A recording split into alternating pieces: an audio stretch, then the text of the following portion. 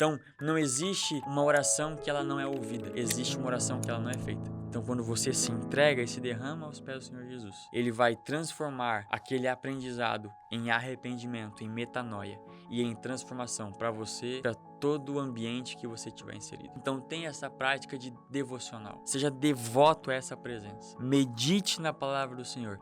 Permita extrair todos os nutrientes, tudo que existe dentro dela. Ei, a sua meta não é conseguir ler um livro em um mês. A sua meta é conseguir ser mais parecido com Jesus.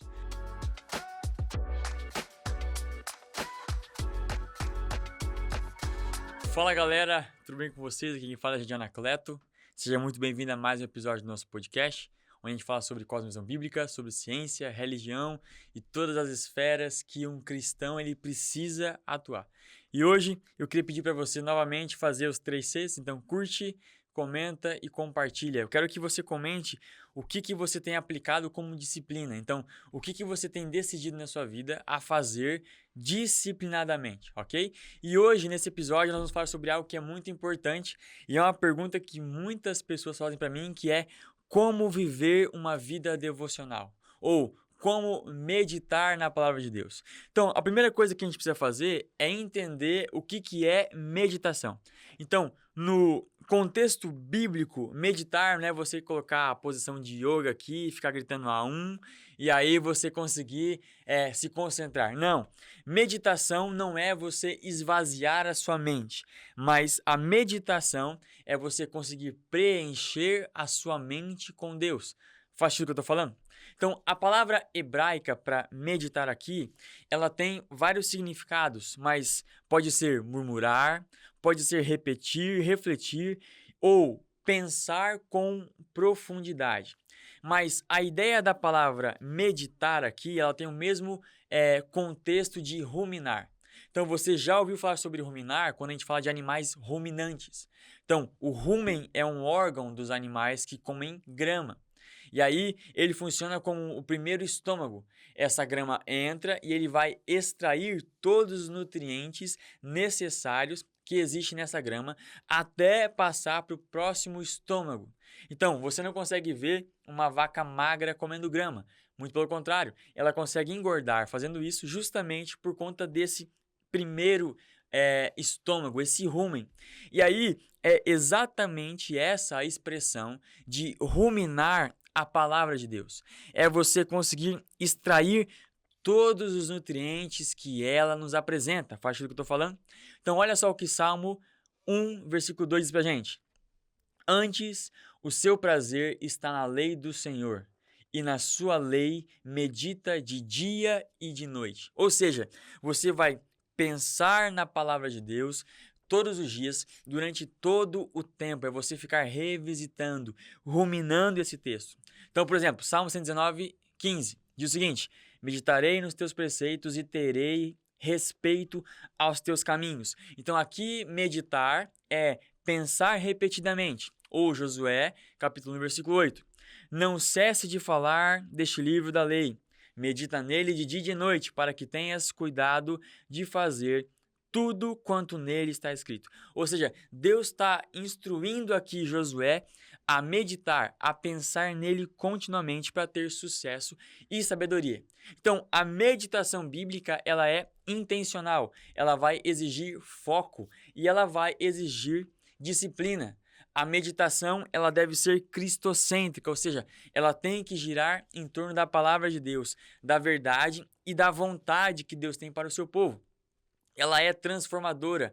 Meditar nos transforma, ou seja, ele leva a gente a praticar algo e essa prática não apenas nos faz ter a contemplação, mas a revelação de quem Deus é. Ou seja, meditação bíblica não vai esvaziar sua mente, muito pelo contrário, ela vai te encher da voz de Deus. Então, ela vai te dar muita coisa para você pensar. Então, o que não é meditação? O que não tem nada a ver com meditação? Esvaziar a mente?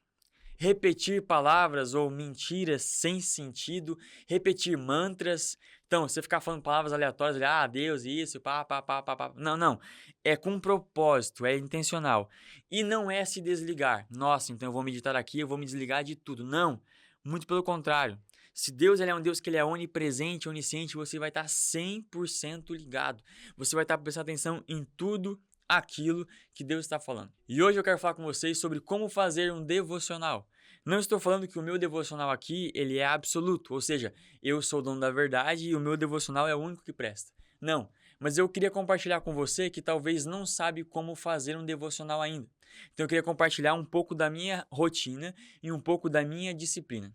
Então, eu começo o meu devocional sempre com algum tipo de adoração. Então, sempre que eu vou fazer devocional, eu coloco os meus fones de ouvidos ou eu coloco um som na minha casa e eu deixo que uma adoração seja entregue ali. E eu canto junto, eu presto atenção, eu começo a escutar aquela canção. Porque Salmos 139, verso 23 e 24 diz o seguinte: Sonda-me, ó Deus, e conhece o meu coração. Prova-me e conhece os meus pensamentos. Vê se há em mim algum caminho mau e guia-me pelo caminho eterno. Então, enquanto eu estou cantando, eu canto hinos de adoração a Jesus, que revelam a beleza dele, a santidade dele. Enquanto isso, eu vou sondando o meu coração. Eu quero me transformar não apenas em um cantor, mas eu quero me transformar em um objeto de adoração. Então, tudo que eu tenho aqui, tudo que eu sou, eu me entrego aos pés do Senhor. Então, isso pode ser às vezes andando pela casa enquanto eu estou escutando, mas eu dedico um tempo então de adoração. Eu começo a dizer que Deus é santo e escutar canções que produzem esse mesmo sentimento. Aí nós vamos para o segundo tópico, que é a leitura. Então, geralmente eu pego algum livro da Bíblia que me chama a atenção ou que eu quero revisitar e eu estudo ele até completar toda a leitura. Então, não é a minha leitura bíblica diária. Então, aquilo que eu leio de Bíblia todos os dias é diferente do texto que eu uso para o meu devocional. Eu tenho isso como hábito. Então, por exemplo, esse mês agora eu estou tentando estudar o livro de Apocalipse, principalmente a respeito então das cartas à igreja. E aí, qual que é o meu hábito? Geralmente, eu pinto de verde aquilo que é bom, que é a característica positiva daquela igreja, e em rosa eu pinto aquilo que é um problema. E aí, durante o meu dia, após essa leitura, eu começo então a fazer a meditação. E aí eu começo a pensar, durante o meu dia, o que Deus está evidenciando nessa igreja, que é uma característica positiva, e eu começo a evidenciar o que Deus está condenando nessa igreja, que é a característica negativa. Ou seja, então, a meditação é a parte onde eu faço descer aquilo que está aqui, que eu estou lendo, que eu estou entendendo, para aquilo que está aqui. Então, é o período onde eu vou dedicar que o meu entendimento, aquilo que eu estou lendo, aquilo que minha mente está compreendendo, ela se torne uma verdade bíblica para o meu coração. Faz o que eu estou falando? Então, quem medita na palavra não apenas vai ler a Bíblia, mas ele vai deixar que a Bíblia eu leia. E aí, quando eu faço isso, eu começo a perguntar, Senhor, o que é que essa igreja está fazendo que eu também estou? Então, vamos pensar na igreja de Éfeso, que perdeu o primeiro amor. Senhor, quais práticas essa igreja andou tomando que eu também estou? Ou, Senhor, quais são os erros que ela cometeu que eu jamais posso cometer? E aí eu começo a meditar nesse problema, eu começo a meditar nesses pontos de atenção e eu começo a fazer o quarto tópico, que é a oração. E aí nessa oração eu vou deixar que a meditação transforme essa informação que eu estou tendo aqui em uma intimidade com Ele. Então eu vou abrir o meu coração para o Senhor. Eu vou começar a falar, Senhor, olha, existem características dessa igreja aqui que eu estou vendo que eu estou cometendo. São os mesmos erros que ela está aplicando que eu estou aplicando.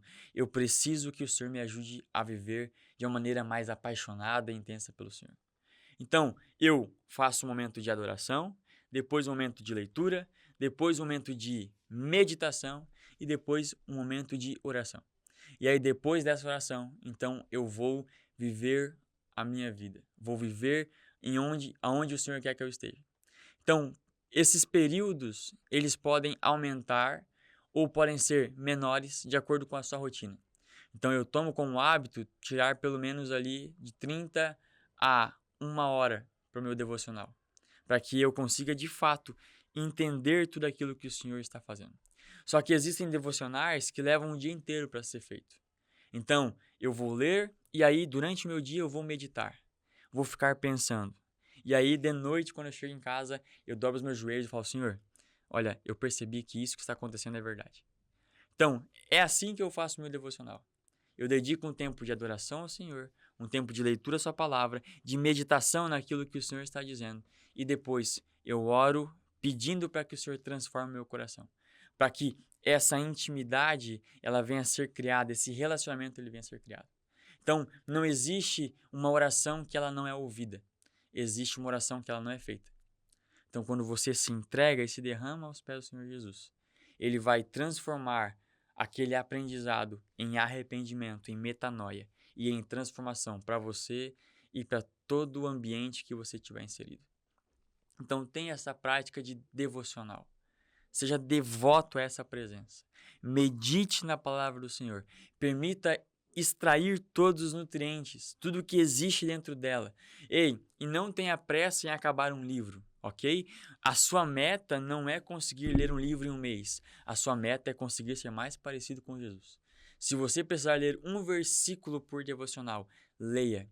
Mas tente extrair e escutar a voz do Espírito Santo, colocando verdades bíblicas no seu coração e na sua mente. Permita que aquilo que você aprendeu seja transformação para você.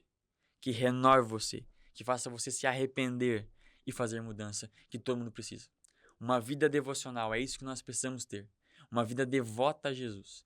Aquilo que nós somos no popular ou na vida cotidiana, ela é um reflexo daquilo que nós somos dentro do secreto.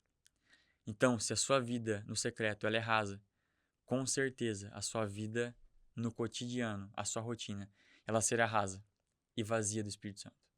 Permita que o Espírito Santo molde você e você vai ver muitos testemunhos. Não talvez fora de casa, não em outras pessoas, mas dentro de você. O Espírito Santo transformando você e você conseguindo provar do amor e da graça dele. Esse é o nosso maior objetivo, ser mais parecido com Jesus. Jesus não negligenciava o devocional. Ele tinha uma vida devota ao Senhor. Faça a mesma coisa. Até o próximo episódio. Valeu!